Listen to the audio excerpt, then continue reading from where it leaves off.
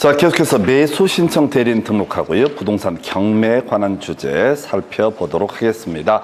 이 매수 신청 대리인 등록 관련해서는 이미 관련한 쟁점으로서 앞에서 논의했던 것이 있었죠. 그래서 중개사무소 개설 등록 관련해서 여러분 교재 기준으로 110페이지 가서 먼저 쟁점 확인해 보겠습니다. 자, 법인이라고 하는 것 관련해서 나와 있는 것이 바로 겸업 가능한 업무 범주라고 하는 것이 110페이지에 나와 있습니다. 그래서 자, 개인인 개업 공인중개사는 겸업 제한이 없습니다. 근데 110페이지 보시게 되면 법인인 개업 공인중개사가 중개사무소 개설 등록을 하기 위해서는 겸업 가능한 업종을 영위를 해야 된다라고 해서 대상 알제대, 이것도 무조건 한 문제짜리야. 110페이지 대상 알제대라고 해서 대행할 수 있다, 상담할 수 있다, 알선할 수 있다, 제공할 수 있다, 대리할 수 있다라고 해서 대상 알제대. 대행은요 분양된 관리대행이고 그 객체는 주택과 상가 이렇게 되어 있습니다. 제일 쉬운 게 상담이죠. 부동산의 이용 개발 거래에 관한 상담이라고 하는 거 있게 될 테고요. 그 다음에 알선이라고 하는 것이 있게 될 거고요. 알선이라고 하는 거 도배 이사업체 소개 등 용역 알선이라고 하는 개념, 그리고 또 하나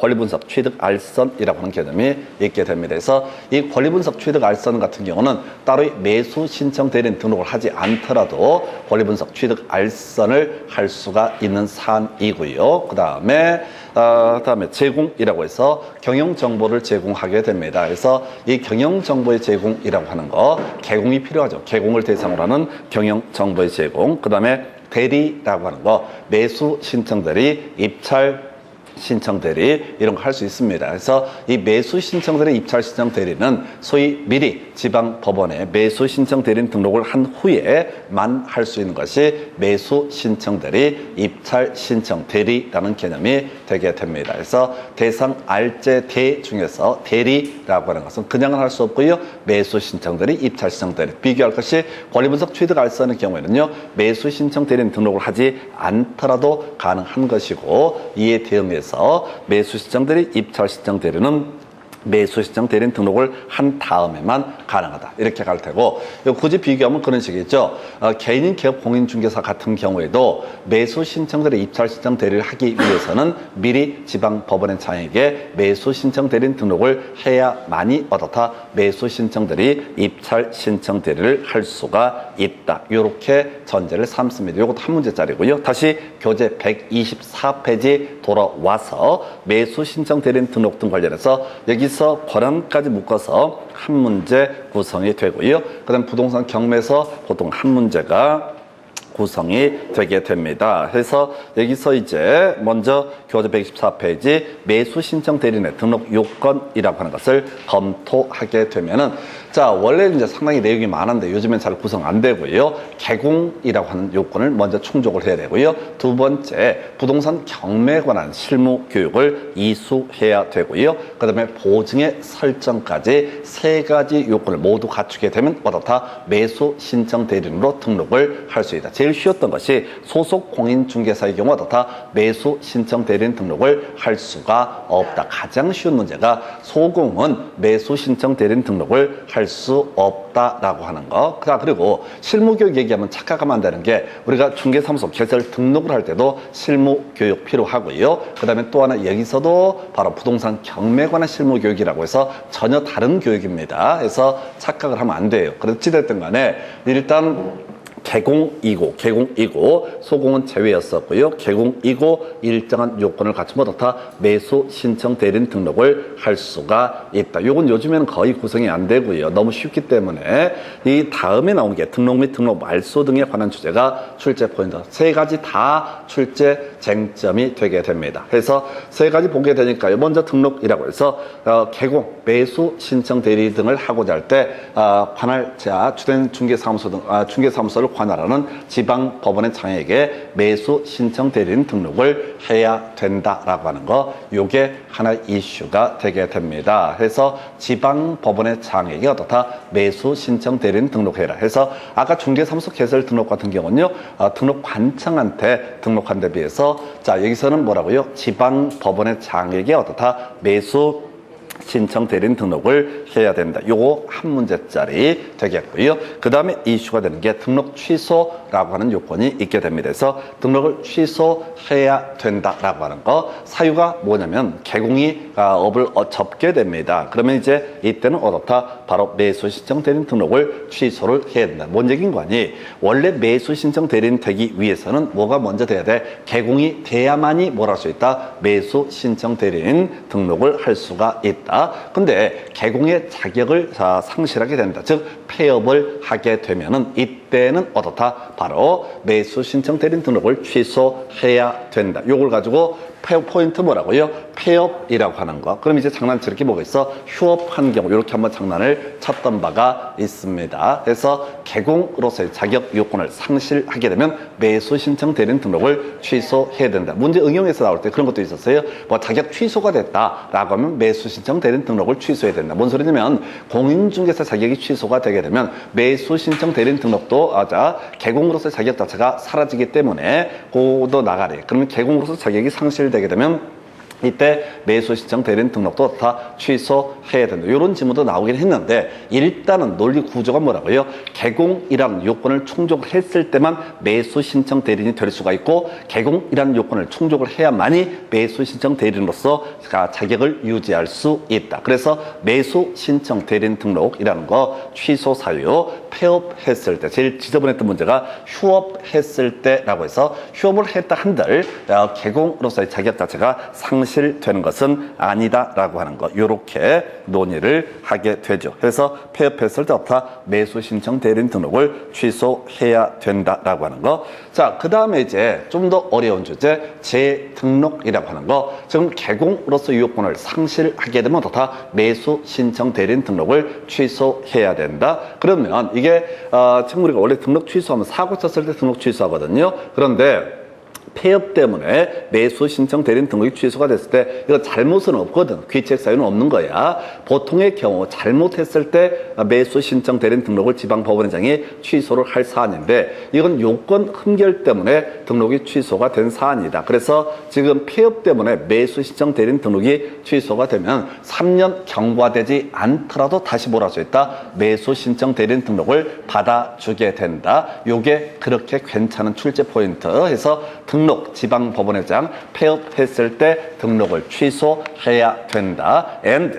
다시 이 사람이 3년 경과되기 전이라 할지라도 그러니까 원래는 매수 신청 대리인 등록이 취소가 되면 3년 안에는 컴백할 수 없습니다. 근데 얘는 잘못한 것이 아니기 때문에 3년 경과되기 전이라도 뭘 할 수 있다? 매수 신청 대리인 등록을 할 수가 있다라고 하는 요건 이제 여러분 교재 109페이지 가서 비교해서 설명드릴 주제가 있죠. 109페이지 가서 보시게 되면은 또 한번 외우겠습니다. 109페이지 중개사무소 109페이지 중개사무소의 개설 등록 결격 사유라고 하는 거 외우셔야 돼. 109페이지 가서 검토를 하게 되면은 일단은 제한 능력자 등이라고 해서 미성 한파 나와 있죠. 미성 한파 이런 사람들 바로 중개사무소 개설 등록할 수 없고 중개업에 종사할 수 없다. 그 다음에 이제 집자업업 이렇게 가야 되죠. 집행유예 기간 중에 있는 자, 자격 정지 기간 중에 있는 자, 업무 정지 기간 중에 있는 자, 즉 업무 정지 기간이 경과되지 아니한 자 두 개 있었죠. 하나 더 어려운 게 있었는데 그건 별로 중요치 않았었고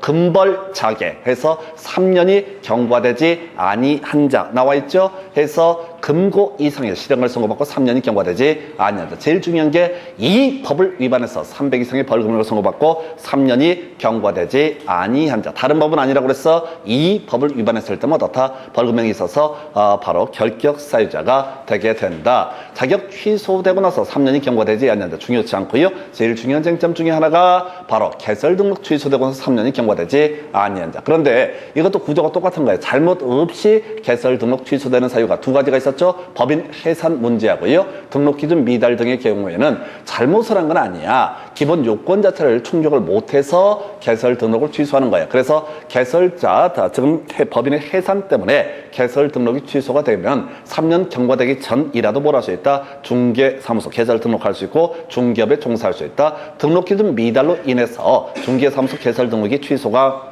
되게 되면 3년 경과되기 전이라 할지라도 뭘 할 수 있다? 다시 중개업 종사할 수 있고 중개사무소 개설 등록을 할 수가 있다. 이렇게 이제 논의 구조가 돼 있는 거야. 그래서 하는 얘기가 뭐냐라고 했을 때 다시 이 파트에서 와야 되죠. 자, 폐업이라고 하는 것을 하게 되면 기본 요건 자체가 상실되기 때문에 매수 신청 대리인 등록을 취소해야 된다. 이건 그렇다죠. 근데 폐업이라고 하는 것은 잘못을 한 게 아니거든. 잘못을 한 것이 아니기 때문에 자, 3년 경과되기 전이라도 뭘 할 수 있다? 바로 매수 신청 대리인으로 재등록을 할 수가 있다라고 하는 거. 요렇게 그림을 잡아주게 됩니다. 그래서 요렇게 그림을 잡아요. 그래서 지금요, 등록 취소 등에 관한 쟁점으로서 요 세 가지가 다 7년 동안 한 번씩 답이 됐던 주제입니다. 그래서 토시 갖고 폐업 대신에 휴업 이렇게 장난을 쳤던 적도 있었고요. 그래서 요 내용은 앞에 이런 매수신청 대리인 등록 등에 관한 각종의 요건 등을 다 외운 사람만이, 자, 등록 취소란 각종의 내용까지 다 소화한 사람만이 이해할 수 있는 쟁점이 되는 거야. 그래서 이 세 개를 그냥 기계적으로 달달달 외우시면 되는 거예요. 그래서 매수 신청 대리인의 등록 관련해서 세 가지 이슈.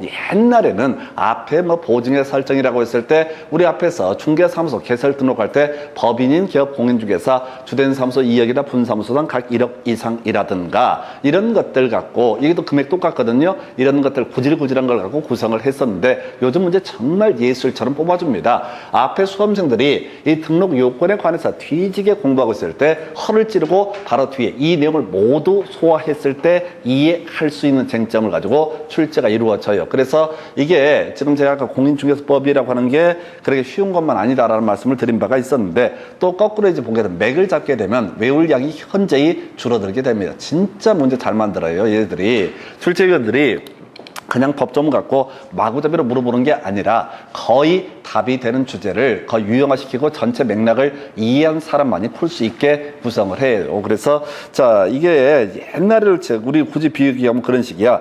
옛날 시험에 학력고사 이런 시절에는 단순 암기였었고요. 무식하게 외웠습니다. 수능 세대는 조금 바뀝니다. 이해를 요하는 문제. 근데 중개사 시험도 마찬가지예요. 옛날에는 무조건 단순 암기. 이에 비해서는 요즘에는 출제하는 패턴 자체가 뭐냐면 전반적인 이해가 된 사람만이 풀 수 있게 이해할 수 있는 법조문을 가지고 가요. 그러면 어떻게 해야 돼? 그냥 단순 암기하시면 됩니다. 답이 되는 주제를 그냥 외워버리면은 이게 아주 깔끔하게, 그리고 이렇게 문제 내더라도요, 웬만한 수험생들은 분석을 안 하기 때문에 손을 대지 못합니다.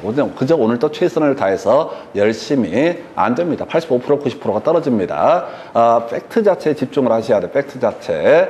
전국에서 공부계는 한다는 사람들, 외우는 건 자신 있다 이런 사람들이 보는 시험이야. 이 보면은 대부분 저희 학원 오셔서 상담하시는 이런 분들도 자기가 왕년에 공부 좀 했대, 학교 좀 나왔대 해서 웃기고들 있네. 그러면 안 된다고. 요거는 이제 맥락을 보고 몇 개를 정확히 외워가야 되지, 그걸 무작정 외워서는 절대 해결책이 안 돼요. 자, 다시 갑시다. 지방법원의 장에 등록을 합니다. 폐업하면 요건 상실이기 때문에 매수 신청 대리인 등록을 취소해야 된다. 근데 이 아이가 3년 경과되지 않더라도 다시 컴백하고 싶다. 그러면 어떻다? 재등록 받아주게 된다. 세 가지 이슈 가지고 뽑아내요. 자, 그 다음에 이제 매수 신청 대리인의 권한 의무라고 해서 요것도 거의 한 문제짜리가 되게 됩니다. 그래서 매수 신청 대리인 권한이라고 해서, 물론 이 중에서 가장 중요한 이슈는 나중에 차순위 매수 신고라고 하는 주제가 이슈가 되게 됩니다. 그래서 자, 단순화시켜야 돼. 매수 신청 대리는 자, 고객을 대리하여 뭘 할 수 있다?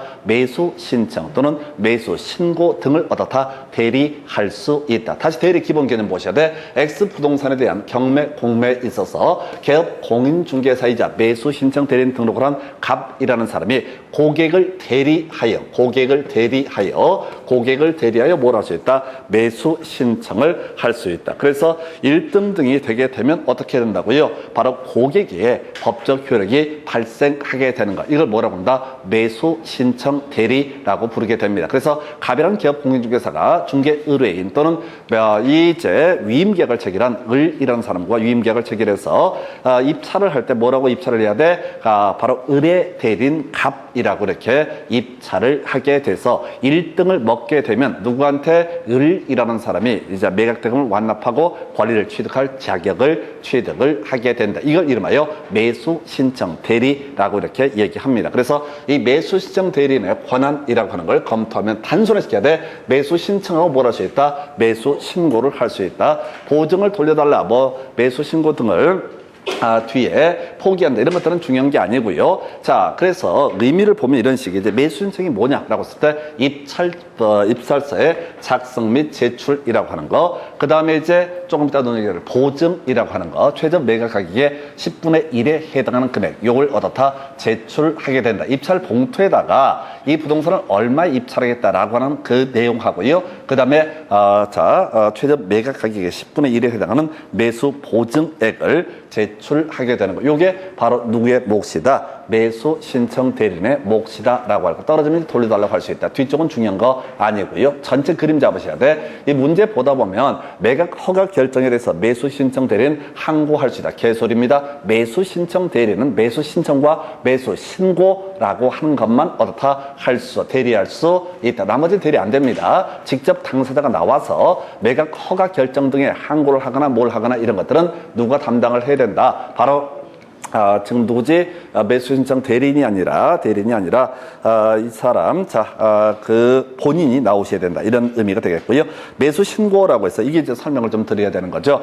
해서 지금 매수 신고라고 해서 공유주의 우선 매수 신고, 임대주택의 우선 매수 신고, 차순위 매수 신고 세 가지 있습니다. 매수 신청은요, 같이 출발선에 서서 내가 사겠습니다라고 이렇게 덤비는 것을 매수 신청이라 부릅니다. 매수 신고는 결승점에 먼저 가 있는 거야. 그래서 일정한 조건에서 1등 누가 했든 간에 내가 이 금액을 지불하고 이걸 권리를 취득하겠다라고 하는 것을 매수 신고라고 부릅니다. 그래서 먼저 공유자의 우선 매수 신고. 자, 가볼까요? 우리가 민법 공부하실 때 공유라는 개념을 공부를 하게 되죠. 갑이 60% 지분을 가지고 있고 을이 40%의 지분을 가지고 있다. 공유에 있어서 기본 법률 관계 지분 처분의 자유가 인정됐던 것이고 분할 청구라고 하는 것도 허용되게 된다. 그래서 을이라는 사람은 자신의 지분을 담보로 해서 팔 수도 있을 뿐만 아니라 저당권 등을 얻어다 설정할 수 있다. 그래서 병한테 돈을 빌리고 을이라고 하는 사람, 이 사람이 돈을 빌리고 저당권 설정했다. 돈을 안 갚게 되면 병은 뭘 한다? 경매 청구를 하게 된다. 경매 신청을 하게 된다. 그래서 이게 을의 지분이 경매 물건으로 나왔을 때 갑이 조용히 가서 얘기한다고요. 어떤 놈이 1등을 하든가 내가 그 금액을 지불을 하고 뭘 하겠다. 1등 지분을 매수하겠다. 이걸 뭐라고 합니다? 공유자의 우선 매수 신고라고 부르게 됩니다. 그러면 경매 과정에서 이 내막을 모르고 있는 다른 사람들이 뭐 입찰을 하겠지. 그래서 1등 하게 되면 결국은 누가 먼저 매수할 수 있다? 바로 다른 공유자의 우선 매수 신고를 한 갑이 먼저 낙찰을 받을 수 있다. 이걸 우리가 우선 매수 신고라고 부르게 됩니다. 임차 주택에 있어서 임차인의 우선 매수 신고 마찬가지 논리 구조야. 임차인이라고 하는 사람이 내가 이제 살고 있는 주택이 예를 들어서 경매 넘어갔을 때 가서 법원에 가서 조용히 신고를 합니다. 누가 1등 할지 모르겠지만 그 아이가 쓴 금액, 그 금액을 내가 지불하고 어떻게 하겠다? 낙찰을 받겠다라고 해서 그러면 이 사람이 입찰에 참여 안 했어도 1등한 사람이 쓴 금액만큼 지불하고 더 우선적으로 매수를 할 수가 있다. 그래서 얘도 뭐야? 마지막 결승점 가가지고 미리 기다리고 있는 거야. 1등 누가 하든 간에 내가 낙찰을 받겠다, 이런 식의 취지. 그 다음에 제일 중요한 게 차순위 매수 신고. 이건 경매 입찰을 했습니다. 근데 아슬아슬하게 떨어졌습니다. 이 사람이 뭘 한다고요? 이 사람이 자, 혹시 1등이 돈을 안 내게 되면 내가 그 돈을 내고 다 낙찰을 받겠다라고 해서 1등 하신 분이 돈을 내지 않았을 때 이 사람이 그 돈 내고 어떻다 낙찰을 받을 수 있는 제도, 이걸 뭐라고 합니다? 차순위 매수 신고. 그래서 나중에 실질적으로 중요 이슈가 되는 것은 거의 3년에 2번 꼴 가까이 출제하는 게 차순위 매수 신고의 요건. 이걸로 도배를 해버려. 30회 때 문제도 그런 게 나왔어요. 지문 4개가 개쓰레기 같은 지문이야. 생전 듣도 보도 못한 얘기로 도배가 돼 있어. 그런데 실제 답은 뭐라고요? 차순위 매수 신고를 가지고 답을 구성을 한다. 이걸 외우고 들어가야 돼. 무조건 시험 문제에서는 뭘 갖고 도배를 해버린다. 차순위 매수 신고를 가지고 출제를 해버리게 된다. 도배를 한다.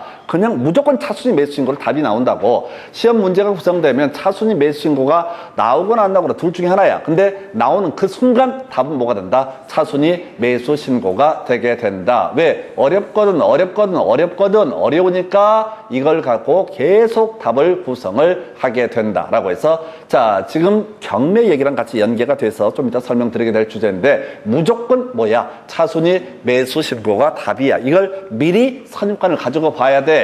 일 없이 잘 모르는 경매 내용을 읽어봐봤자 의미가 없어. 그저 시험 문제 답은 뭐라고요? 차순위 매수 신고. 지금까지 차순위 매수 신고가 나와서 답이 아닌 적이 없을 정도로 도배하는 것이 뭐라고요? 차순위 매수 신고. 이런 것을 누가 대리할 수 있다? 매수 신청 대리인이 어떻다? 대리할 수 있다라고 하는 거. 이게 이제 매수 신청 대리인의 권한에 관한 부분이 되겠고요. 이런 매수 신청 대리를 하기 위해서는 소위 위임 계약이라는 것을 체결을 해야 됩니다. 고객하고요, 위임 계약 체결해야 된다. 그때 확인 설명 의무라는 것이 있게 됩니다. 해서 기업 공인중개사가 매수 신청 대리를 위임을 받았을 때 그 경제적 가치 등에 대해서 어떻다? 확인 설명을 해야 된다. 그래서 우리가 중개 대상물에 관한 확인 설명을 논함에 있어서 경제적 가치라는 얘기는 하지 않습니다. 대신 거래 예정 금액 얘기할 때 개별 공시지가, 개별 주택 가격, 공동주택 가격 이런 것들을 확인 설명하면 되는 거예요. 그런데 경공매 대상 물건에 있어서는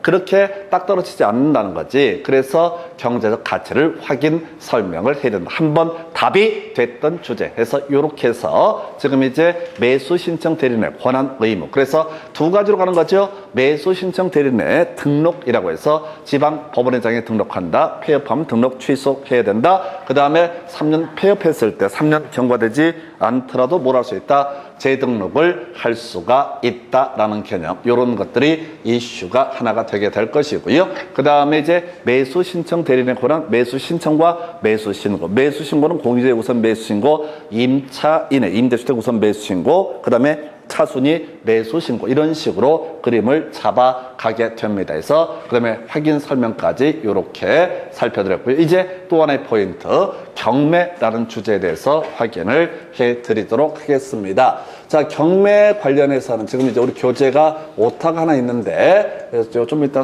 제일 먼저 수정을 해볼까요? 해서 여러분 교재 제일 하단부 교재 124페이지에 권리 취득 중에서 인수 권리라고 되어 있는 걸 말소 권리라고 이렇게 바꿔 주셔야 되겠고요. 그리고 교재 124페이지 오타가 하나 있다고요. 인수 권리라고 하면 안 되고 말소 권리라고 표시를 바꿔줘야 된다고. 인수 권리라고 써 있는 것을 말소 권리라고 수정을 해주시고, 그 2번은 지워버려서 유축권은 여기서는 중요한 포인트가 안 돼. 124페이지 제일 밑에 줄에 뭐라고 써 있어? 인수 권리라고 하는 것을 말소 권리라고 수정을 해주시고, 그리고 뒤에 유치권은 지워버리셔야 돼. 중요한 쟁점 안 되니까. 해서 인수 권리, 그리고 말소 권리라고 해주시고 2번은 지우는 걸로 정리를 하겠습니다. 그래서 좀 이따 설명 드릴 테고 일단 뼈대 잡아 나오셨어. 자, 일단 가겠습니다. 지금부터 설명 드릴 내용들은 부동산, 민사집행법에 따른 부동산 경매 주연 뼈대를 가지고 설명을 드리게 되는 겁니다. 우리가 주된 이슈가 되는 것은 기일 입찰부터 논의가 전개가 되게 되는데, 일단 앞에 과정을 볼까요? 경매 신청을 하게 됩니다. 우리가 등기법 등을 공부하면 법원의 확정 판결문을 가지고 있는 사람 강제 경매 신청할 수 있고요. 저당권, 전세권 가지고 있는 사람 임의 경매 신청 등을 할 수 있습니다. 해서 팔아달라 이거지. 법원한테 경매 신청이 이루어집니다. 그 다음 단계가 뭐라고요?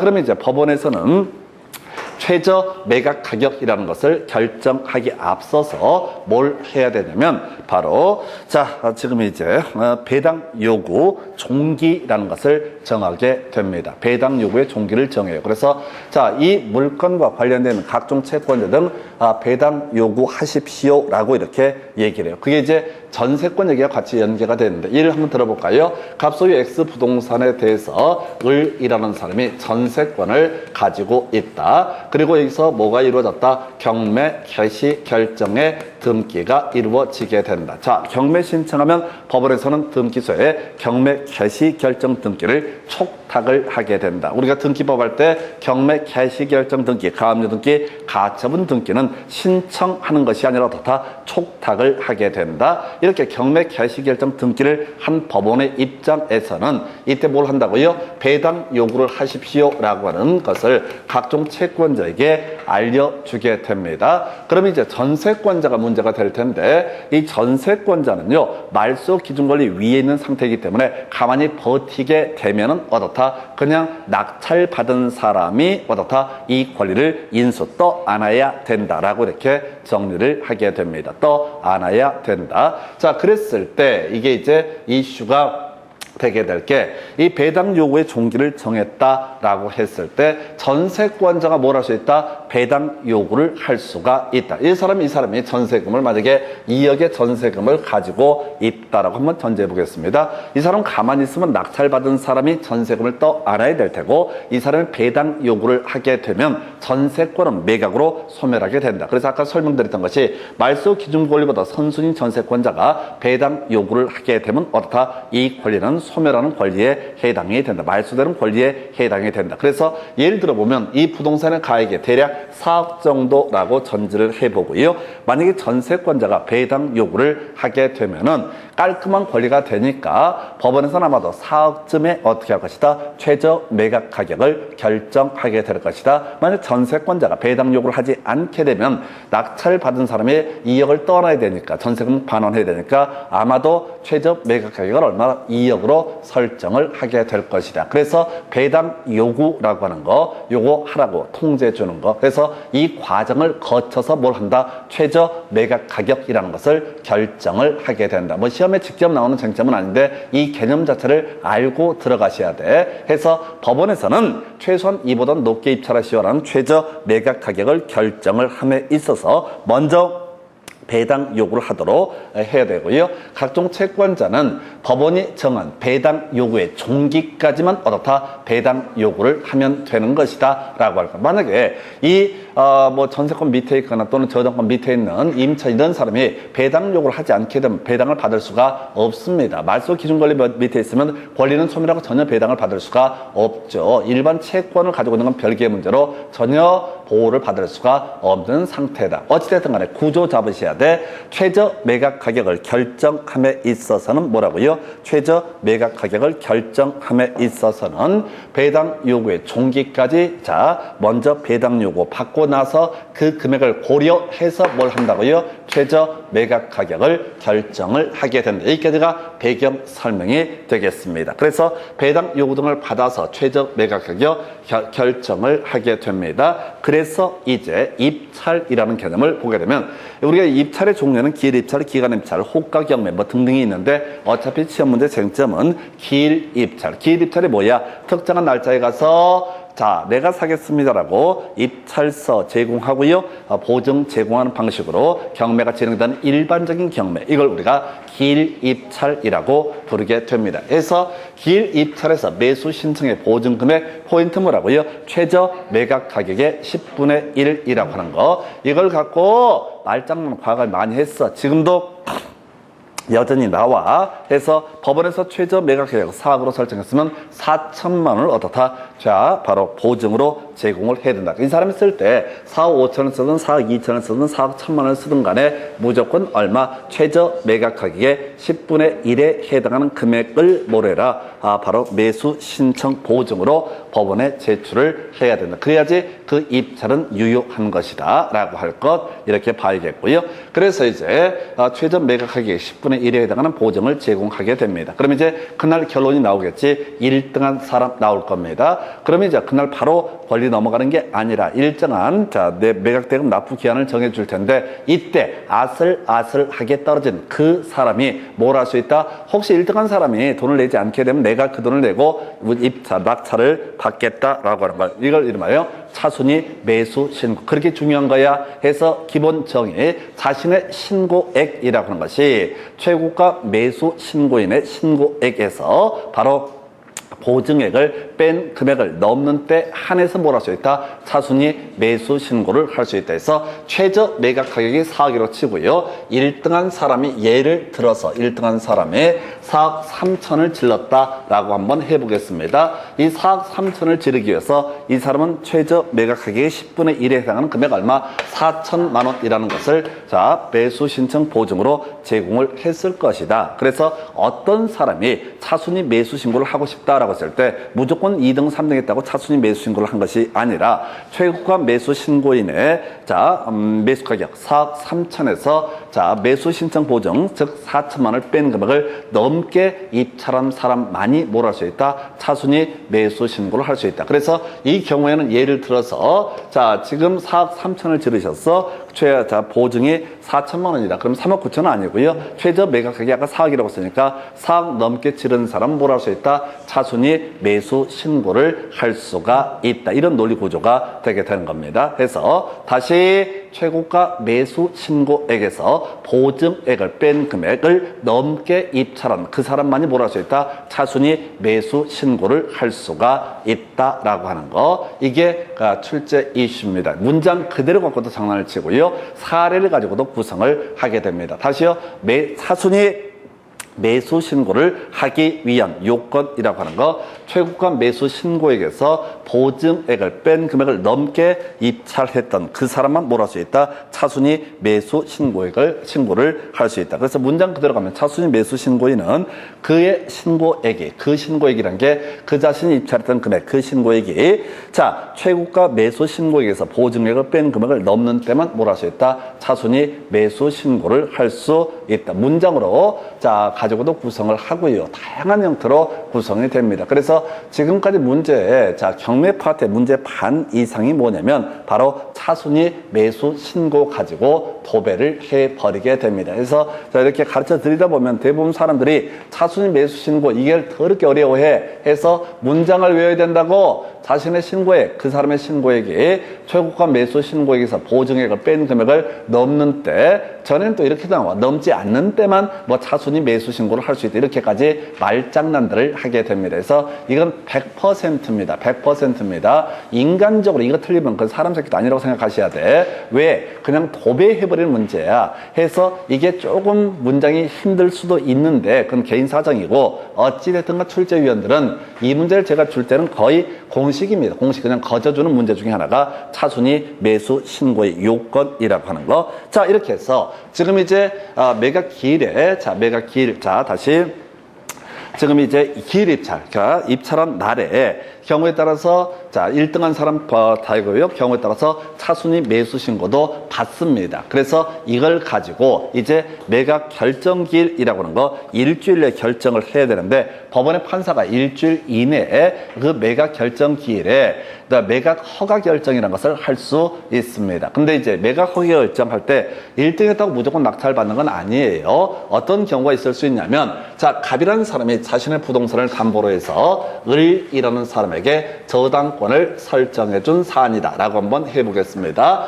해서 갑이라는 사람이 을에게 어떻다? 저당권이라는 것을 설정을 해 주었다. 그랬을 때 경매가 진행됐을 때 갑이라는 사람이 계속 유찰되고 하니까 직접 입찰에 참여할 수 있느냐? 이거 안 됩니다. 자, 자신의 부동산, 자기가 채무자가 됐을 때는 경매 입찰할 수 없습니다. 돈도 안 갚으면서 어떻게 한다고? 싸게 저당권 털어버리겠다. 이건 허용되지 않아요. 그래서 예를 들어서 대출을 뭐 3억을 받았는데 저 매각 가격이 2억까지 빠졌다고 왜 소문이 다 났어. 누가 임차인이 어떤 새끼들은 낙찰만 받아갖고 나보고 명도 청구하면 불을 싸질러 버릴 테니까 능력껏 와봐라 라고 플랜카드 붙여놨다고. 그럼 사람들이 무서워서 가겠냐고. 진상이 하나 있는데 그래서 어떻게 계속 가격이 다운되면 자기가 뭘 한다고 그때 가서 한 1억 5천에 낙찰을 받는다. 이런 거 안 됩니다. 그래서 법원의 판사는 매각 허가 결정을 함에 있어서 이렇게 자격 없는 사람이 입찰을 했을 때 어떻다 1등에서도 그 사람 나가리를 시키게 된다. 이런 논리 구조가 돼. 그래서 나온 얘기 이런 과정을 다 알았다고 했을 때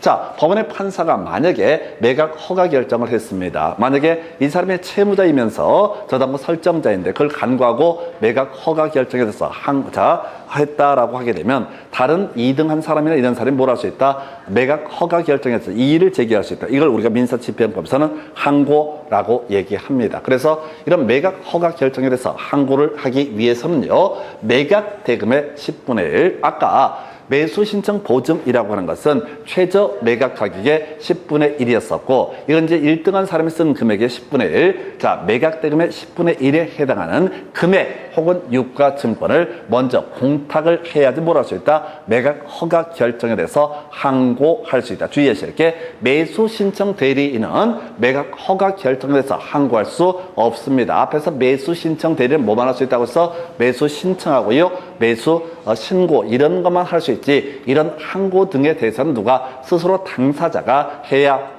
될 것이다 라고 할 것. 그래서 요게 이제 골치가 아픈 게, 매각대금 10분의 1도 괜찮고, 자, 이것도 장난칠 수 있겠고, 또 하나가 금전을 공탁해. 틀렸어. 금전 또는 유가증권을 공탁을 해야 된다. 상당히 까다로운 지문이 되겠습니다. 그리고 나서 이제 항고 없다고 치고요.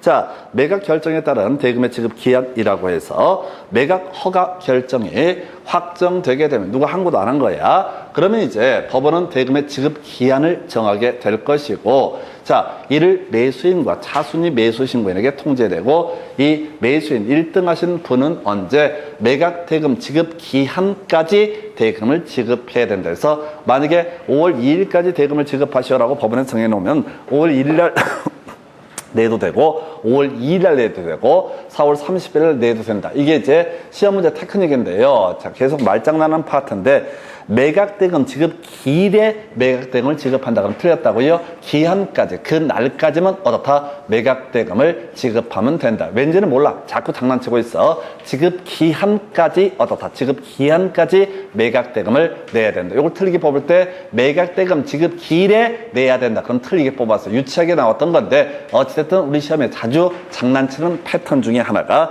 기한까지 어떻다? 대금을 지급을 해야 된다라고 이렇게 얘기를 합니다.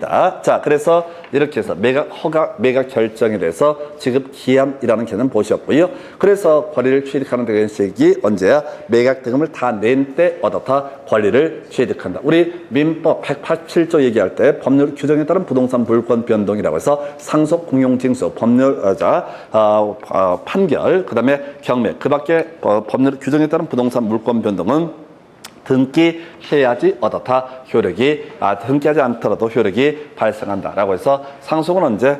피상속인이 사망한 때, 경매는 언제? 매각대금을 다 낸 때 어떻다? 그 권리를 취득한다 해서 유책에 뽑는 것이 뭐 소유권 이전기 있어야지 권리를 취득한다. 이런 것들은 민법 전반을 걸쳐서 보면 대단히 유치한 패턴. 그리고 수정해달라고 했던 거, 말소 권리 관련해서, 원래 이제 말소 기준 권리라는 개념이 있었는데, 항상 이 파트에서 경매에서 이슈가 되는 건 뭐라고요? 선순위 전세권자입니다. 선순위 전세권자, 가만히 있으면 어떻다?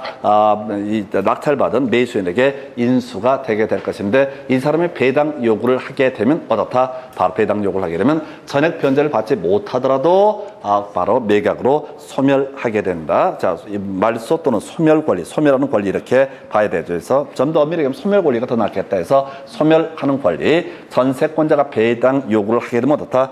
이때는 소멸하게 된다라고 하는 거, 요렇게 하나 기억해 주실 거예요. 그래서 이 경매에서 제일 어려운 문제가 전세권자 얘기입니다. 그래서 내용 잘 몰라도요, 무조건 전세권자 얘기 나오면 답입니다. 지금까지 나온 100% 전세권자 얘기는 꼭 배당 요구를 합니다. 그래서 배당 요구를 안 해버리면 상식에 관한 문제니까 말소 기준 권리 위에 있고, 매수인 낙찰을 받은 사람한테 승계가 되는 건 너무 간단하니까 그건 시험에 안 내. 쉬우니까. 그래서 꼭 전세권자는 선순위 전세권자고, 그다음에 꼭 배당 요구를 해. 그래서 전세권은 결과적으로 다 매각이 있으면 다 소멸하게 된다. 그래서 공부 쉽게 시험 문제를 풀어갈 때는 그냥 전세권은 그냥 점점점 소멸하게 된다. 이렇게 무식하게 외워버리는 게 훨씬 낫습니다. 왜냐하면 문제 구성할 때 장난치거든. 가압류 채권자에 대응할 수 있는 전세권자가 배당 요구를 한 경우 매각이 진행되게 되면, 자, 전세권은 어떻다? 매각으로 소멸하게 된다. 가압류 채권자에 대응할 수 있는 전세권이 뭐야?